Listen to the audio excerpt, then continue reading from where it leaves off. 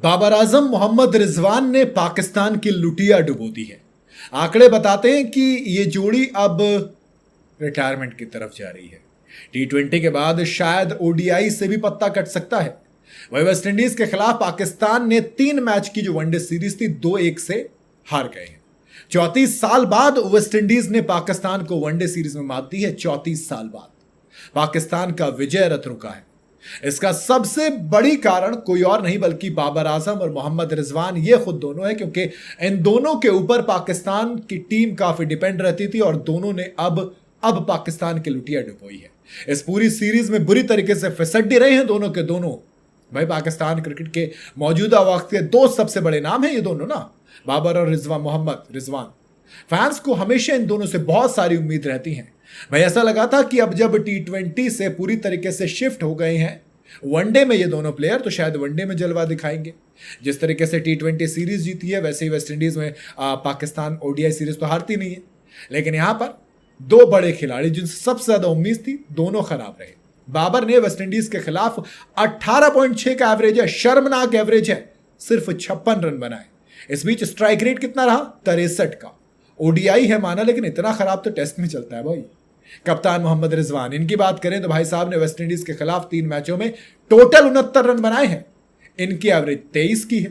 पाकिस्तान को सीरीज जीतने के लिए तीसरा वनडे अपने नाम करना बहुत जरूरी था और ये बड़ा मैच था, तो बाबर आजम की छोड़िए कप्तान रिजवान ने पूरी जिम्मेदारी ली और बिना खाता खोले आउट हो गए।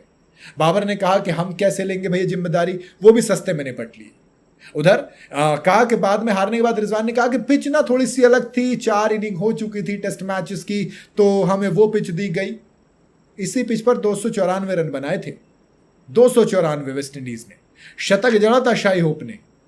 मतलब एक तरफ पाकिस्तान के स्टार बैटर मोहम्मद रिजवान और जो बाबर आजम दोनों फेल हुए, वहीं अपने क्रिकेट करियर की पहले वनडे सीरीज खेल रहे हसन नवाज कमाल की बैटिंग कर रहे हैं।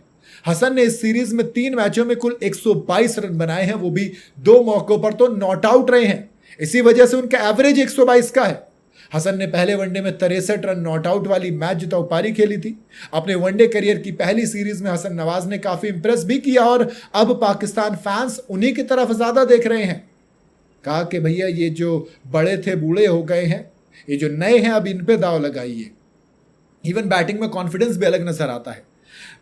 मुझे कहीं ना कहीं लगता है कि बाबर का ना कॉन्फिडेंस फिलहाल डाउन चल रहा है। बाबर नो डाउट एक वर्ल्ड क्लास प्लेयर है, उनको सिर्फ वो एक कॉन्फिडेंस दोबारा देना पड़ेगा और पाकिस्तान कॉन्फिडेंस नहीं दे रहा है बल्कि तोड़ रहा है। T20 से उनको बिल्कुल अलग कर दिया है। ओडीआई में जिस तरीके की चीज़ें ऊपर नीचे होती रहती हैं, बाबर को एक फिक्स पोजीशन नहीं मिलती, कई बार एक्सपेरिमेंट किए जाते हैं, तो कहीं ना कहीं खिलवाड़ तो हो रहा है। बाकी मेरे हिसाब से पाकिस्तान अगर बाबर को कॉन्फिडेंस देगा तो वो सही हो जाएंगे। बाकी देखते हैं, हमारे साथ मुकाबला तो एशिया कप में खेलेंगे, अब क्या होगा मुझे शायद बताने की जरूरत है नहीं। बाकी आपकी क्या राय है वो आप कमेंट में बता सकते हैं। वीडियो अगर आपको पसंद आई हो तो इसे लाइक और शेयर जरूर करें और जाते जाते चैनल को फॉलो और सब्सक्राइब जरूर करते जाइएगा।